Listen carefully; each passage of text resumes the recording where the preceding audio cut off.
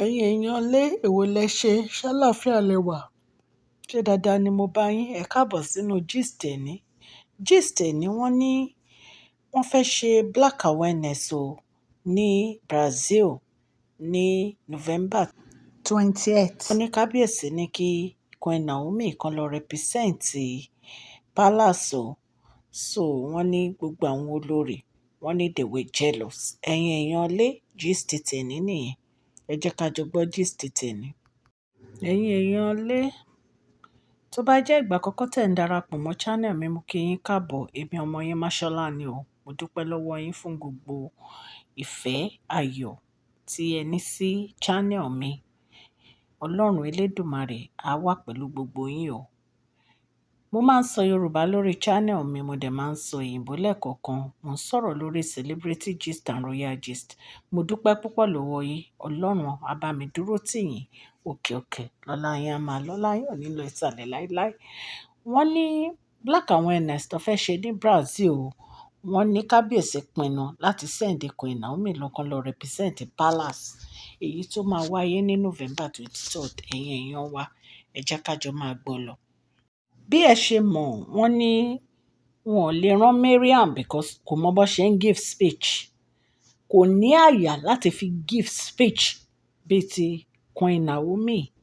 Queen Tèmítọ́pẹ́ náà lè give speech àti Ashley, but kábíyèsí ní kí Queen Naomi lọ.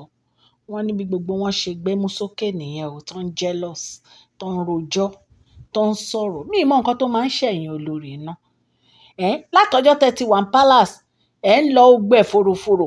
Queen Naomi ò bá yín jà. So tọ́ bá ti wá rán ìyálé yín, tọ́ bá ti ní kí Queen Naomi lọ ṣe nǹkan, ẹ máa gbẹ́nu sókè bí ẹnu ẹ̀ á sín. Ẹ má jẹ́ ká gbọ́ o. Ẹ ti jealous jù. Ẹ ti jealous jù. Ẹ dẹ̀ nítẹ̀lọ́rùn.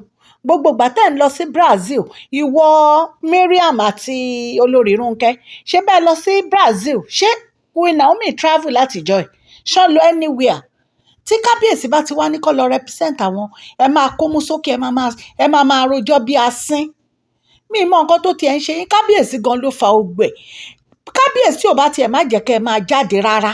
Wọn ò bá kàn lọ fẹ́ yín pamọ́ sínú ilé kan ni, kẹ́ ẹ má wá sí palace wọn, kẹ́ ẹ má bá wọn ṣe activity kankan. Látìgbà tó ti fẹ́ yín, kábíyèsí ò bá ti máa dáràn Queen Naomi. Ní kí Queen Naomi lọ ṣe nǹkan kan, kí ló ń ṣe yín gan-an? Ṣé orí wọ Mariam yìí? Ó dàbí ẹni pé òfin ò pé ààyè ẹ le. Wọ́n ní òun ló lọ bá kábíyèsí o, wípé kábíyèsí ní láti stop o, kábíyèsí ní láti stop. Kí ni kábíyèsí ní láti stop? Kábíyèsí kí ló dé tẹ̀ ń hàlá Mariam kó máa bá yín, kó máa sọ̀rọ̀ all the time? Ẹ pé tó bá ti ń bọ̀, tó yẹ kẹ́ ẹ ní àwọn guard tó yẹ pé wọ́n máa tì dànù ni. Kò yẹ kẹ́ tiẹ̀ máa bá rojọ́ rárá, because ẹ mọ̀ pé kò sí ọ̀rọ̀ kankan tó máa jáde lẹ́nu ẹ̀ tó jẹ́ ọ̀rọ̀ tó dáa. So ẹ wá la etí yín kẹ́ ẹ gbọ́ báyìí. Tí kábíyèsí tó bá send Queen Naomi lọ sí Brazil yẹn, wọ́n send wọn náà nìyẹn, kí lẹ fẹ́ ṣe náà? Tó bá jẹ́ pé ẹ máa ké látẹ̀ní títí di on the 20th of November tán fẹ́ lọ, ẹ máa sunkún. Because ẹnu yín tẹ́ fi ń sọ̀rọ̀ yẹn, ó yẹ kí kábíyèsí bá yín gbà ni. Kábíyèsí rán wọn náà nìyẹn, kò dẹ̀ sí nǹkan tẹ́ lè ṣe. Tó bá bí yín nú, ẹ kẹ́rù yín kẹ́ kúrò ní palace. Ẹ kẹ́rù yín kẹ́ kúrò ní palace tó bá bí yín nú. Kábíyèsí ń wò yín ràn, still yet ẹ tí ì gbọ́n. Ẹ dẹ̀ lè ever gbọ́n.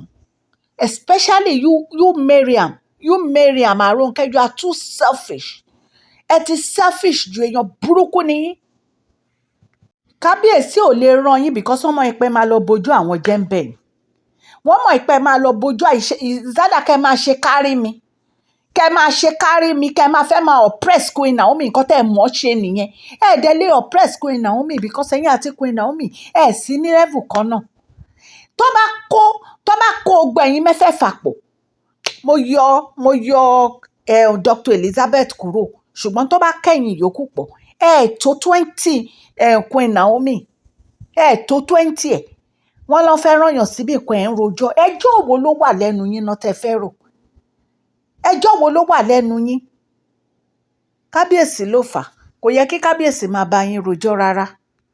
Dr. Elizabeth nìkan ló wúlò nínú gbogbo yín. Wọ́n ní Dr. Elizabeth sọ fún wọn pé kán fi Queen Naomi sílẹ̀, kán fèsì business wọn, kán jẹ́ kẹ́ni ẹlẹ́ni sinmi. Kí ló dé gan-an? Ẹ ní nǹkan míì sọ ju ọ̀rọ̀ Queen Naomi lọ ni. Nǹkan tí ẹ fi ní lọ síwájú náà nìyẹn.